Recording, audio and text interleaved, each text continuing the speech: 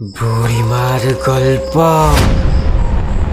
এখানে কোনো গল্প নয়, বাস্তব ঘটনা শোনানো হয়।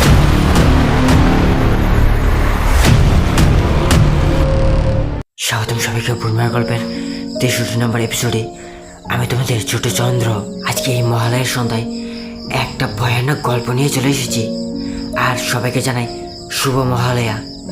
আজকের এই গল্পে একটা ছেলে রাতে কলেজ শেষ করে বাড়ি ফিরতে গিয়ে তার সঙ্গে কি হয়েছিল জানতে হলে এই গল্পটা শেষ পর্যন্ত দেখতে এখন চলুন গল্পে দিকে এগিয়ে যাই।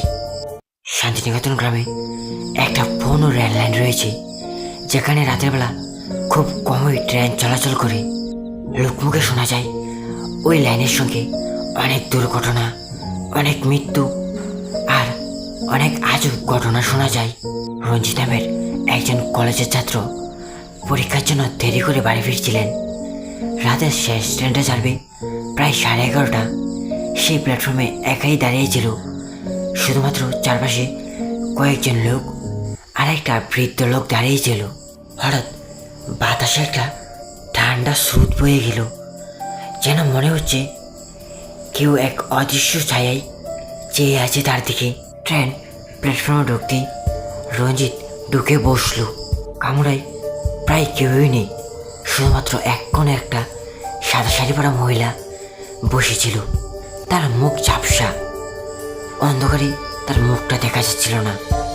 রঞ্জিত প্রথম ভাবলো হয়তো সাধারণ যাত্রীই হবে, কিন্তু ট্রেন যখন অন্ধকারের জঙ্গল পেরোচ্ছিল তখন সে দেখলো মহিলাটার চোখ জ্বলছে। রঞ্জিত ভয় পেলেও সে তাকানো বন্ধ করতে পারলো না। হঠাৎ সেই মহিলাটা হেসে উঠল। হাসিটা ছিল কর্কশ শিউরে ওঠার মতো। সেই মহিলাটা ধীরে ধীরে বলল, তুমি কি জানো এই ট্রেনে যারা একবার ভ্রমণ করে তারা সবাই ফিরে যেতে পারে না। রঞ্জিতের গলা শুকিয়ে গেল। সে বয়ে এই কামরা থেকে অন্য কামরায় যাওয়ার জন্য উঠে দাঁড়ালো। সে যখন অন্য কামরায় যেতে যাবে তখন সে দেখে দরজাটা বন্ধ।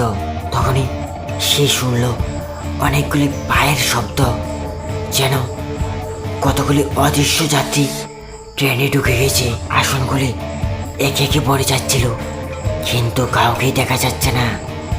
শুধু ফিসফিসানির শব্দ আসছিল, চলে আসো আমাদের সঙ্গে সারা জীবনের জন্য। হঠাৎ ট্রেনের আলোগুলি নিভে গেল। পুরো ট্রেন অন্ধকার। ট্রেনের ভিতরটা যেন হাড় কাঁপার মতো ঠান্ডা হয়ে গেছে।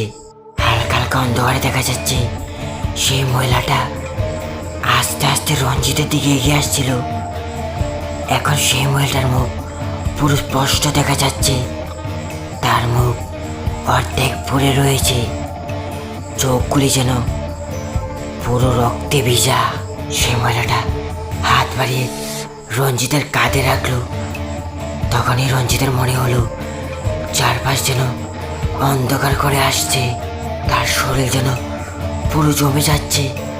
চারপাশে অদৃশ্য হাত যেন তাকে টানছিল। রঞ্জিত তখনই ওখানে মাটিতে পড়ে গেল। ট্রেনটা একটা স্টেশনে গিয়ে দাঁড়ালো, আর তখনই রঞ্জিতের চোখ খুলতে চেয়ে দেখে সে একটা প্ল্যাটফর্মের কোনোতে পড়ে রয়েছে।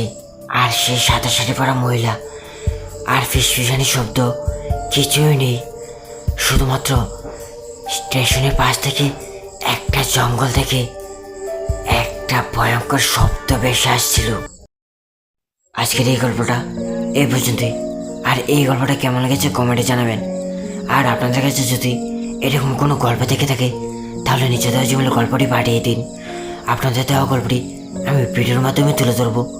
সবাইকে অসংখ্য ধন্যবাদ ভিডিওটা শেষ পর্যন্ত দেখার জন্য।